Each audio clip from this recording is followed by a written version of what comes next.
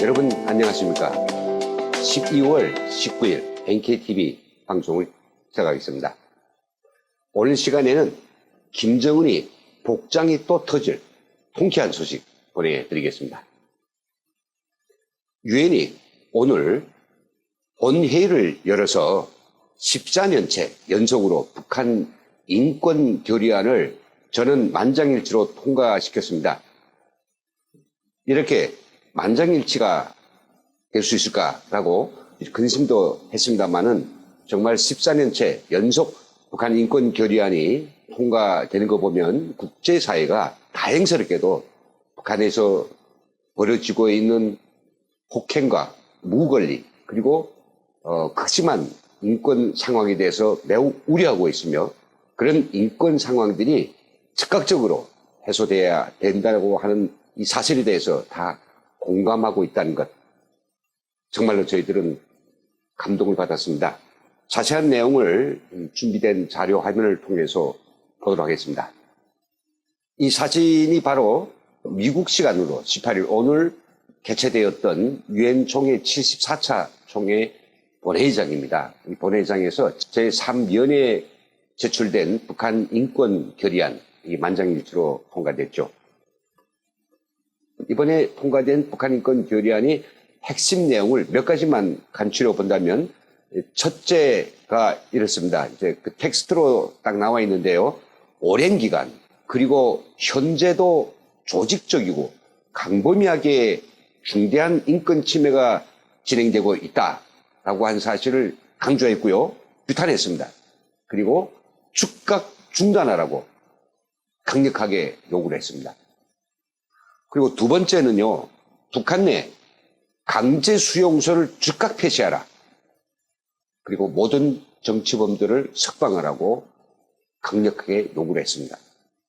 그런데 올해도 역시 마찬가지로 인권 결의안의 핵심 내용은 바로 이것입니다.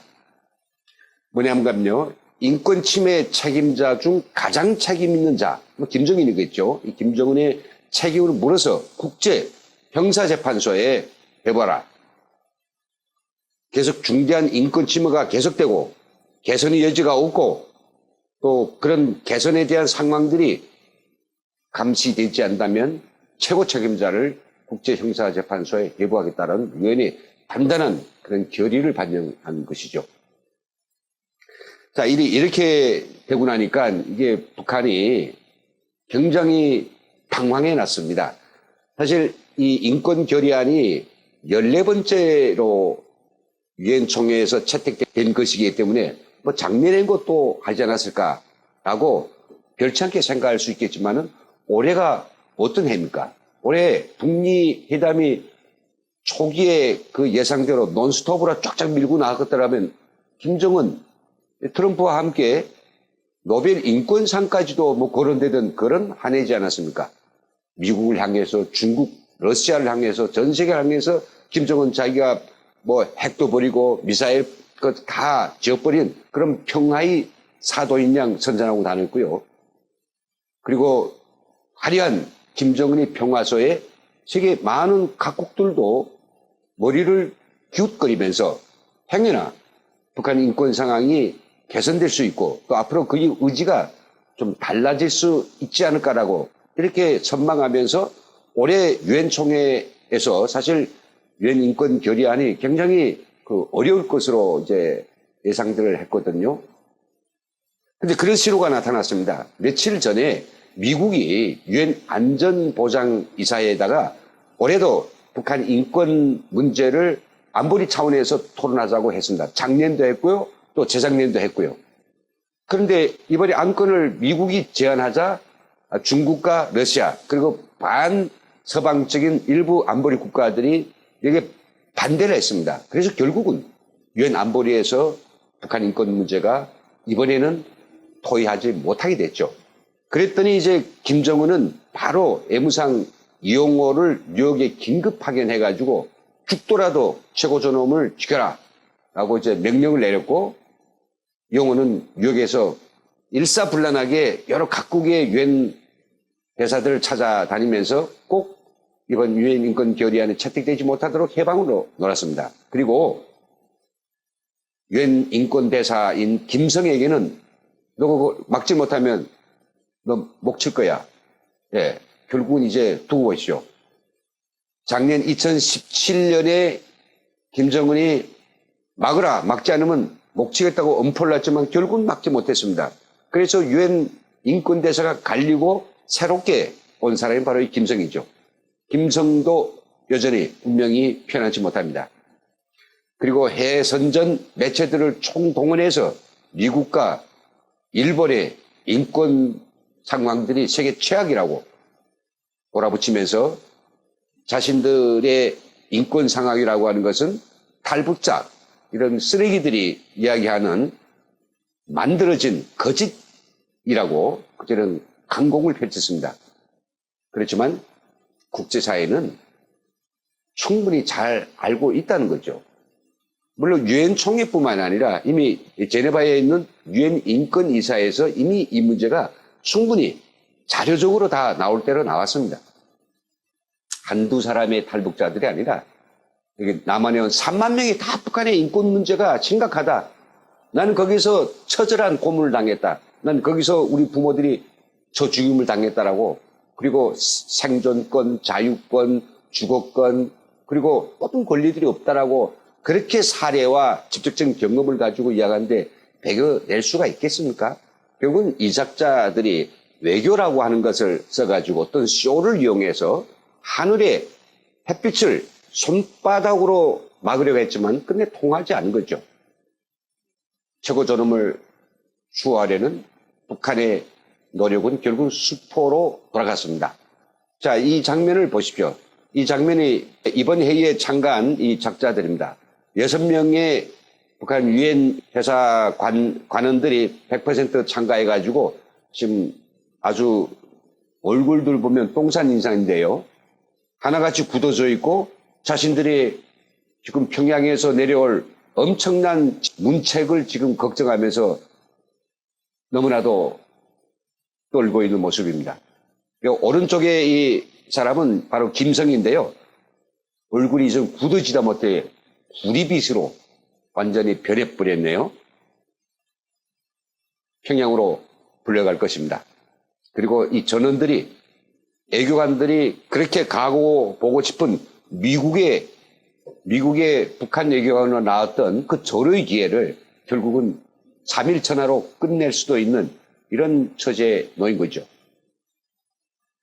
근데 문제는 유엔 회원국 수백 개가 다 북한의 인권에 대해서 문제가 있다, 개선해야 된다, 그리고 정치범 수용소를 없애라, 정치범 석방하라, 이런 욕구들이 오면 이게 한두 개 국가도 아니고 전 세계의 유엔에서 채택된 결의라고 하면 북한도 이것을 겸허하게 수용할 수 있고, 수용 못하겠으면 그냥 대답질도 말고 뭐 찌그러져 있는 게 그게 산책이 아닌가요?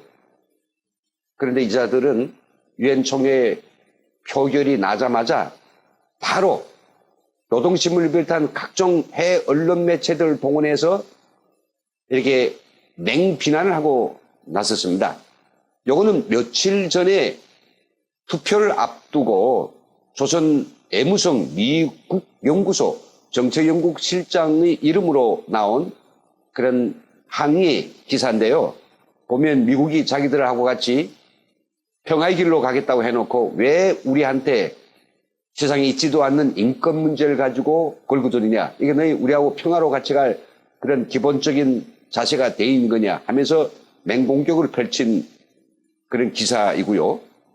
그리고 또 이거는 바로 오늘 우리 민족끼리에 나온 제코나 심는 것이 좋을 것이다 라는 기사입니다.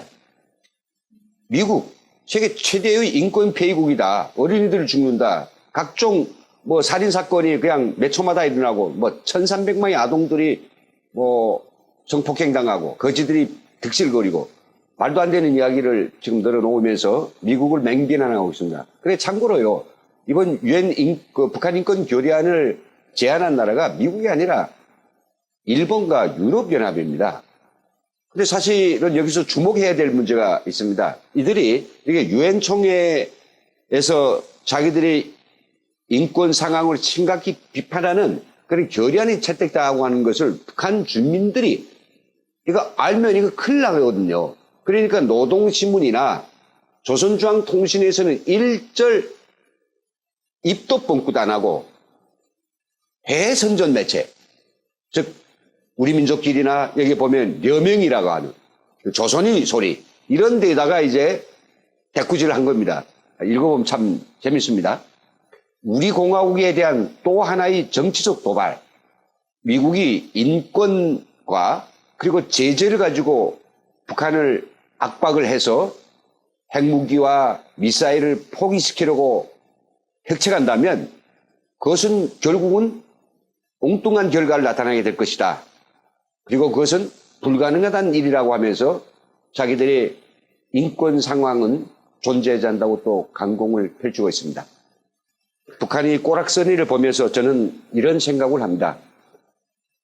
북한 인권이야말로 정말 우리가 오늘 이 시대에 가장 걱정해야 되고 가장 신속하게 풀어야 될 그런 인류의 보편적 그리고 절대적 그런 난제가 아니겠느냐라고 하는 것이죠. 우리 남한 정부가 뭐 굉장히 평화와 또 통일에 대한 의지를 가지고 북한 정권과 여러 가지 뭐 교류협력, 화해협력 이런 걸 지금 뭐 밀고 나가는 것 같은데요.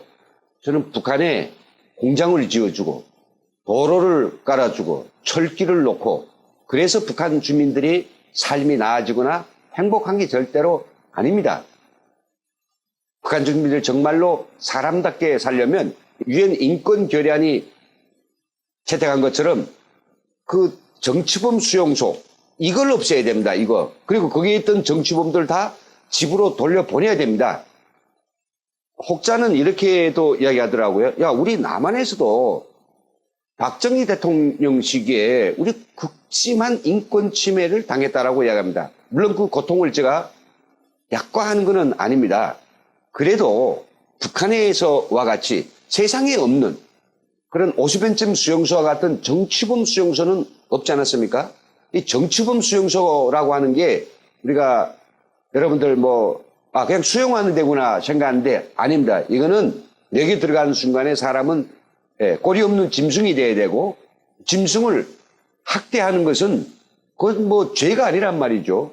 때려 죽어도 말 못하고 얼어 터져 죽어도 말 못하고 그런 곳이 바로 정치범 수용소인데 그 정치범 수용소에 이 반항을 하고 항거하고 불평불만하고 그 사람만 가는 게 아니라 그의 가족들 그의 친척들이 다 무고하게 끌려가니까 사람들은 제발 거기만은 가기 싫어서 정의로운 마음조차 표현 못하고 정말 노예처럼 살고 있는 거죠.